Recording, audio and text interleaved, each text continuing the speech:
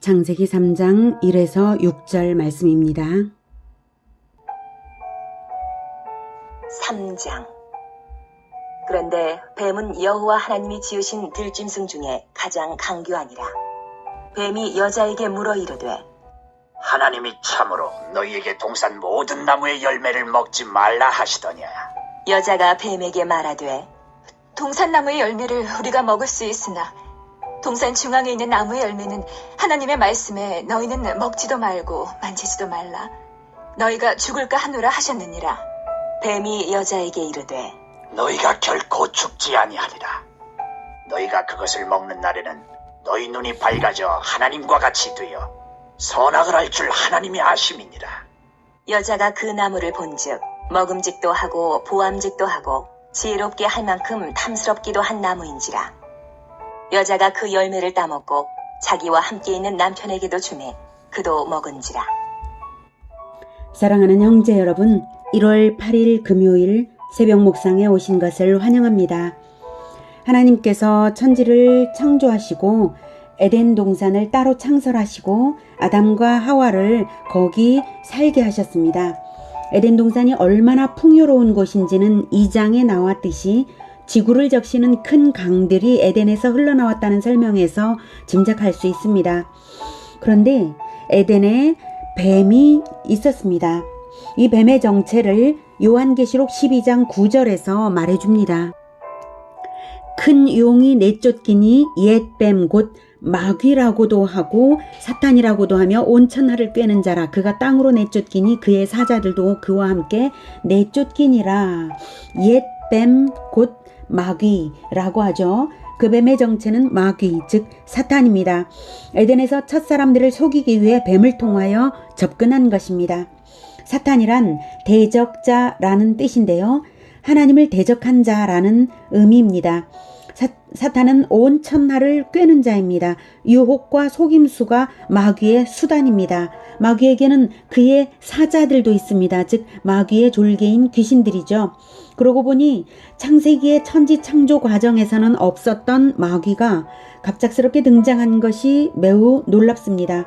도대체 마귀가 어떻게 생겨났을까요? 성경은 영적인 존재들의 창조에 관하여 설명하지 않습니다. 그런데 영적인 존재들은 분명히 있습니다. 성경에는 천사, 여호와의 사자, 영들, 생물들, 스랍, 그룹 등의 표현으로 영적 존재들이 나타납니다. 마귀와 귀신들도 나타납니다. 영적 존재들이 있는 것은 분명합니다. 그러나 그 외 사항은 우리가 알기 어렵죠. 하나님은 우리에게 구원 계시의 책 성경을 주셨고 성경은 우리에게 구원과 복을 얻는 완전한 길을 제시합니다만 그 밖의 비밀들은 우리에게 가려져 있습니다. 천사와 마귀의 유래와 같은 것들은 우리가 알 수 없고 알 필요도 없습니다. 왜냐하면 우리에게 알려주시지 않는 부분은 하나님의 영역이고 하나님이 책임지시는 영역이기 때문입니다. 우리에게 알려주시는 부분은 우리가 알아야 하고 자손 대대로 가르쳐서 구원을 얻게 해야 하는 부분입니다. 우리에게 알게 하시는 부분만 다 알기에도 우리는 인생이 부족합니다. 하지만 마귀가 첫사람들을 속여서 죄를 짓게 만들어서 인류의 운명에 심각한 어둠을 드리웠기 때문에 우리는 성경이 알게 하는 한에서는 알 것은 알아야 올바른 대응을 할 수 있겠죠. 구원과 관련된 부분이기 때문입니다. 그래서 성경이 보여주는 힌트들을 모아서 파악한 결과를 간단히 말하면 영적인 존재들도 모두 하나님의 피조물인데요. 하나님이 마귀를 만드신 것이 아니라 원래는 천사였습니다. 본래 가장 존귀하게 창조된 천사장 중에 하나였는데 스스로 교만해져서 하나님보다 높아지려고 반역을 한 것이고 그래서 하나님 나라에서 쫓겨난 것입니다. 타락한 천사장이 바로 마귀 사탄인 것입니다. 마귀의 운명은 영원한 불못에 들어가는 것이 결정되었습니다. 마태복음 25장 41절에는 또 왼편에 있는 자들에게 이르시되 저주를 받은 자들아 나를 떠나 마귀와 그 사자들을 위하여 예비된 영원한 불에 들어가라. 여기에 마귀와 그 사자들을 위하여 예비된 영원한 불 죽으리라고 말하죠. 그래서 마귀는 자기 운명이 멸망인 것을 알고 하나님을 더욱 공격하기 위하여 사람을 타락시키는 것입니다. 사람이 바로 하나님의 형상으로 지어졌기 때문입니다. 마귀의 공격 방법은 바로 거짓말입니다. 우리에게 거짓을 가르쳐 주는 것은 바로 마귀입니다. 우리 마음에 나쁜 것이 떠오를 때 그것은 마귀가 떠올려 주는 것입니다. 여러분 자신의 머리에 떠올랐다고 해서 여러분의 생각인 것이 아닙니다. 중요한 것은 진실을 가리는 나쁜 것이 떠오를 때 그것을 거부하고 마귀를 대적해야 합니다. 그런데 문제는 무엇이 진실인지를 잘 모를 때는 거부하지 못하고 속아 넘어가게 된다는 사실이죠. 1절에 보면 뱀이 말하죠. 하나님이 참으로 너희에게 동산 모든 나무의 열매를 먹지 말라 하시더냐? 라고 마귀가 여자에게 묻습니다. 이렇게 묻는 의도가 무엇일까요? 그것은 여자가 진실을 잘 알고 있는지 모르고 있는지 떠보는 것입니다.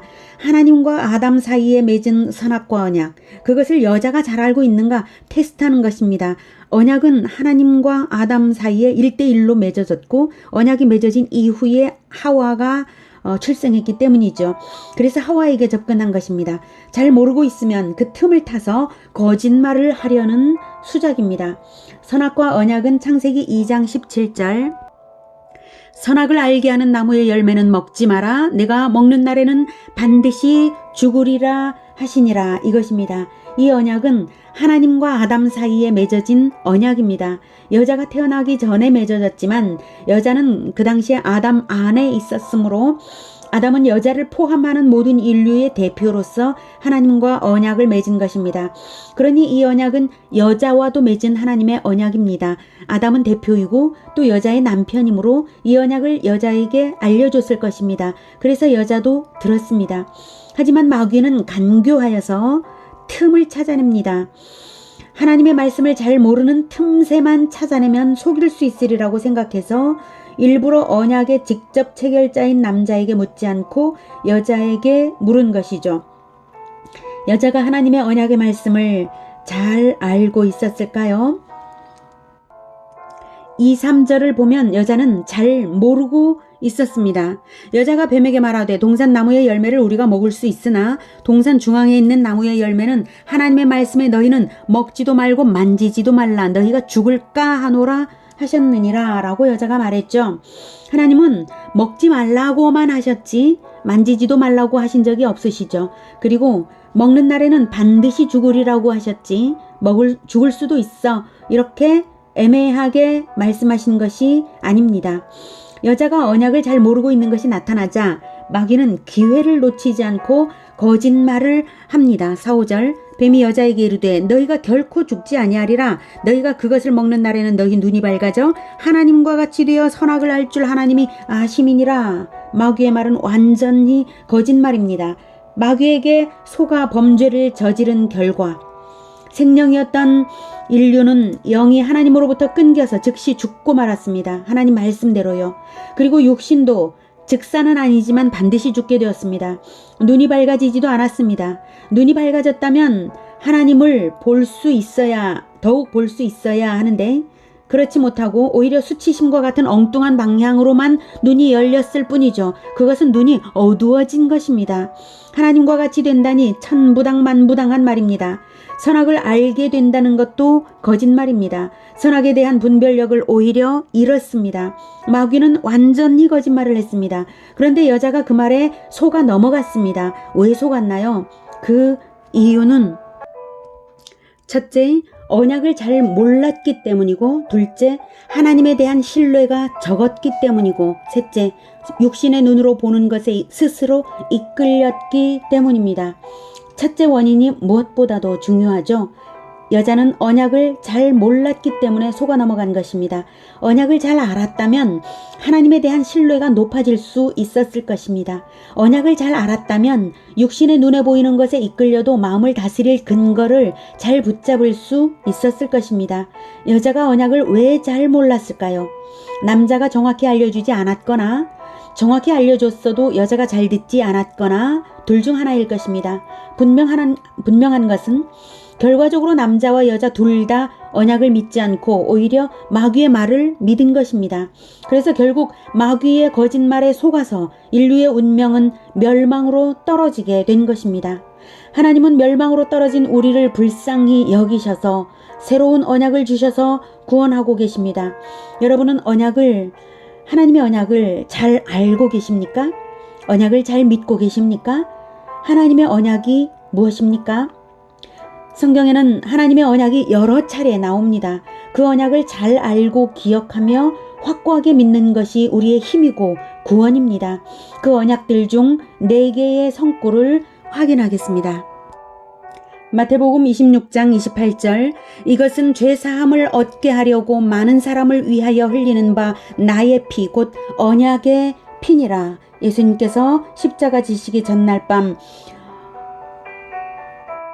자기의 피, 흘릴 피, 십자가의 피를 언약의 피라고 말씀하셨습니다.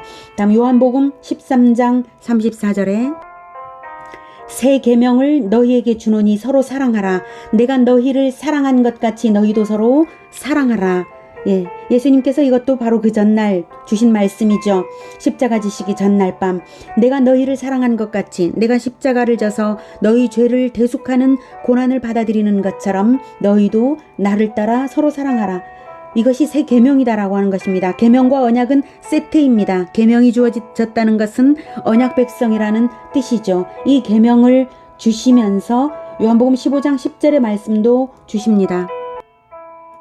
내가 아버지의 계명을 지켜 그의 사랑 안에 거하는 것 같이 너희도 내 계명을 지키면 내 사랑 안에 거하리라. 네, 예수님의 사랑 안에 거하는 것, 언약 백성이라는 것이죠. 계명을 지킴으로써 됩니다. 그리고 그 계명을 지키는 것이 구체적으로 무엇이고 우리에게 주어지는 언약이 구체적으로 무엇인지를 마태복음 28장 18, 19, 20절에서 말씀합니다.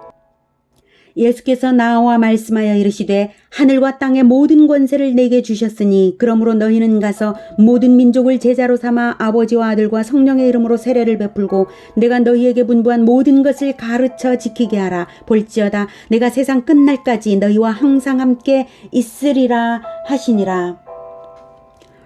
예수님께서 하늘과 땅의 모든 권세로서 세상 끝날까지 동행하시겠다는 그 언약을 주셨습니다. 그리고 우리가 새 계명, 서로 사랑하는 것의 구체적인 행동 방침은 무엇이냐면 제자 삼기입니다. 그리고 세례를 베풀고 예수님께서 분부하신 모든 것을 가르쳐 지키게 하는 그것입니다. 복음화, 제자화가 가장 최고의 사랑입니다. 그 사랑의 계명을 복음화, 제자화로서 실천할 때에 예수님께서 이 언약대로 우리에게 이루어 주시는 것입니다.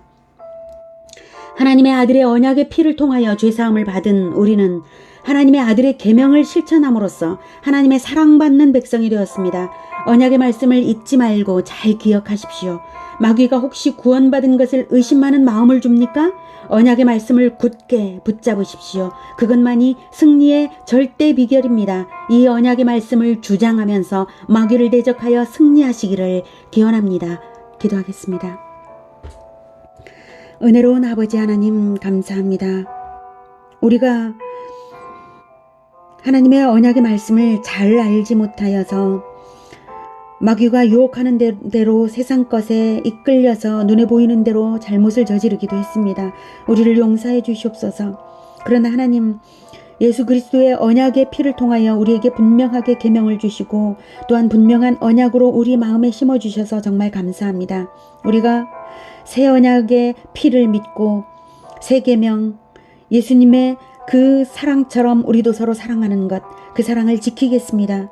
그리고 그 사랑의 방법을 복음화 제자화의 가운데에서 하겠습니다. 모든 민족을 제자로 삼아 아버지와 아들과 성령의 이름으로 세례를 베풀고 그리고 예수님께서 우리에게 분부하신 모든 것을 가르쳐 지키게 하는 이 일을 평생 계속해 나갈 것입니다. 우리가 굳건하게 이 계명과 언약을 지키며 나아갈 수 있도록 주님 붙들어 주시고 늘 성령으로 인도하여 주시기를 간구합니다. 예수님의 이름으로 기도드립니다. 아멘. 이어지는 시간은 개인 기도 시간입니다.